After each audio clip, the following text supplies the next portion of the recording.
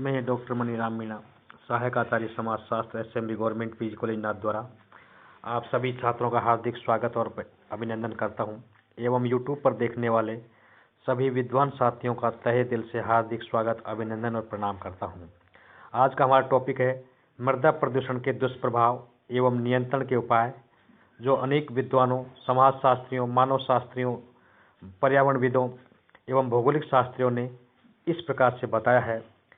पृथ्वी के ऊपरी सतह के पदार्थ के विघटन का परिवर्तित रूप मृदा कहलाता है। मृदा विभिन्न मिट्टियों से मिलकर बनती है और इसके भौतिक, रासायनिक तथा जैव के गुण भी होती हैं। वाडिया नामक विद्वान ने बताया है कि भूपृष्ठ की ऊपरी सतह को ढकने वाले ढीले ढाले पदार्थ को हम मृदा कहते हैं। मृदा एक प्रकार से भूपृष्ठ की वह सतह या परत है जिसका निर्माण चट्टानों, खनिजों एवं कार्बनिक पदार्थों के अपक्षय से होता है एवं जिसमें जल, वायु तथा सूक्ष्म जीव पाए जाते हैं। ये पेड़ पौधों, जीव जंतुओं, केंचुआ आदि को पोषण प्रदान करने की क्षमता से परिपूर्ण भी होती है। मृदा के भौतिक, रासायनिक तथा जैविक गुणों पर पड़ने वाले हानिकारक एवं प्रतिकूल प्रभाव को हम मृदा प्रदूषण कहते हैं। अतः मृदा प्रदूषण के जो दुष्प्रभाव हैं जो निम्नलिखित हैं, जो इस प्रकार से हैं।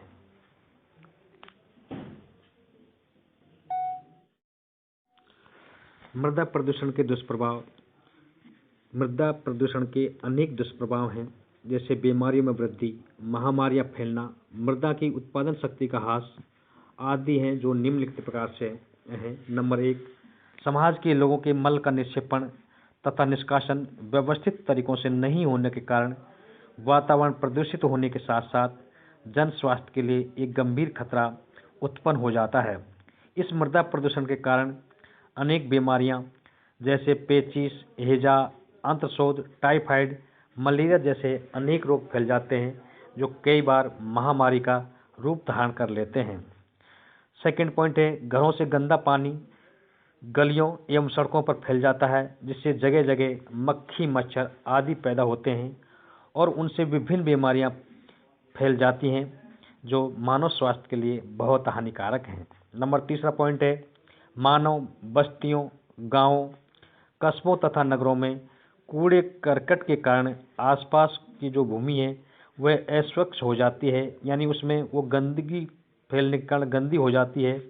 इन गंदगियों से अनेक प्रकार की दुर्गंध फैलती है, जिससे मक्खी, मच्छर, कीड़े मकोड़े, चूहे आदि का बहुत ज़्यादा प्रकोप बढ़ जाने के कारण उससे विभिन्न रोग फैलाने वाले कीटाणु तेजी से पैदा हो जाते हैं और उनसे हैजा, मलेरिया, पीलिया, मोतीजरा, अंत्रशोथ, पेचिश, तपेदिक, आँखों में जलन एवं आँखों की बीमारी आदि रोग तेजी से फैलना शुरू हो जाता है।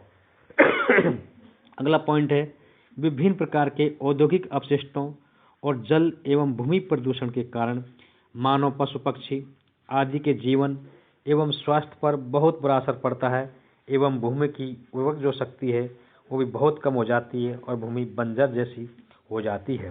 नेक्स्ट पॉइंट है, भारत की लगभग 74% जनसंख्या ग्रामीण क्षेत्रों में निवास करती है, जहां पर मल निक्षेपण की कोई उपयुक्त व्यवस्था नहीं होने के कारण शहरों एवं महानगरों में भी इस व्यवस्था का अभाव पाया जाता है, जिसके कारण भारत की अधिकांश जनसंख्या का स्वास्थ्य आए दिन खराब होता रहता है और अनेक प्रकार की बीमारियों को उनका सामना करना पड़ता है। मृदा प्रदूषण के नियंत्रण के जो उपाय हैं वो भी अनेक समाजशास्त्रियों, पर्यावरणविदों, बुद्धिजीवियों, मानव शास्त्रियों आदि के सुझाव के आधार पर अनेक ऐसे उपाय हैं।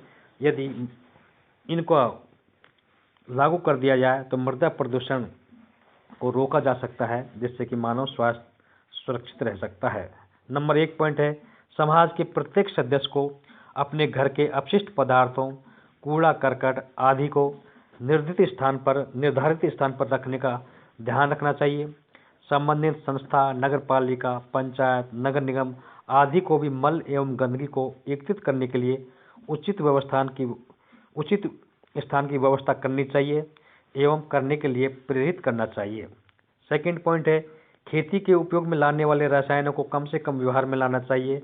जहां तक संभव हो कृत्रिम उर्वरक एवं खादों के स्थान पर परंपरागत गोबर खाद का प्रयोग करना चाहिए तथा फसलों पर जो विषैली दवा हैं उनके प्रयोग को भी यानी कानूनन प्रतिबंध तो लगाना तो आसान नहीं है, क्योंकि उत्पादन क्षमता उससे कम हो सकती है, लेकिन जहाँ तक हो सके वैसी विषैली दवाओं का कम से कम प्रयोग करना चाहिए।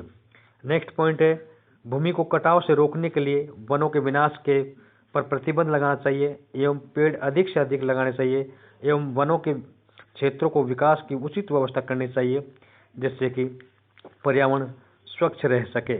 मृदा संरक्षण के लिए सभी उपाय करने के लिए बाढ़ नियंत्रण की योजना भी बनानी चाहिए एवं नागरिकों को मृदा की सुरक्षा एवं पृथ्वी एवं गली मोहल्लों कॉलोनियों को स्वच्छ एवं साफ रखने की शिक्षा देनी चाहिए एवं प्रेरित करना चाहिए।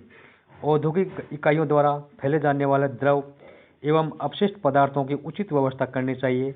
औद्योगिक केंद्रों को अपशिष्ट फेंकने से पहले उनका उपचार करने के लिए नियम बनाने चाहिए और ऐसा करने के लिए उन पर प्रतिबंध भी लगा देना चाहिए। अंत हम कह सकते हैं कि मृदा प्रदूषण के नियंत्रण के लिए प्रत्येक नागरिक को ऐसी शिक्षा देनी चाहिए जिससे कि वो किसी प्रकार का कचरा न फैलाएं, गंदगी न फैलाएं, साफ सुथरा रखें, जिससे कि यानी किसी प्रकार का वातावरण प्रदूषित न हो। हम आपको अगले वीडियो व्याख्यान में ध्वनि प्रदूषण के बारे में बताने का प्रयास करेंगे। धन्यवाद। थैंक्स।